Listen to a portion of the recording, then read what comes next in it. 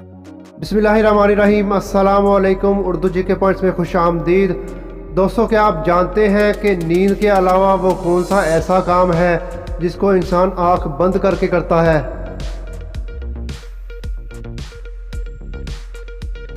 जवाब है छींक मारना। दोस्तों, क्या आप जानते हैं कि इंसानी जिस्म का सबसे भूखा हिस्सा कौन सा होता है? दोस्तों, अगर आप मेरे चैनल पर न्यू हैं तो चैनल को सब्सक्राइब करना मत भूलिएगा। जवाब है दिमाग, ब्रेन। दोस्तों, क्या आप जानते हैं कि वो कौन सा ऐसा जानदार है जो सारी जिंदगी पानी पिए बगैर रह सकता है?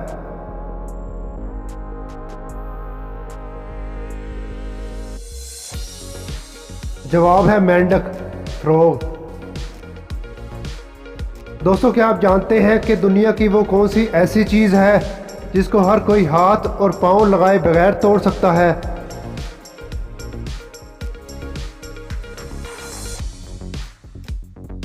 जवाब है वादा।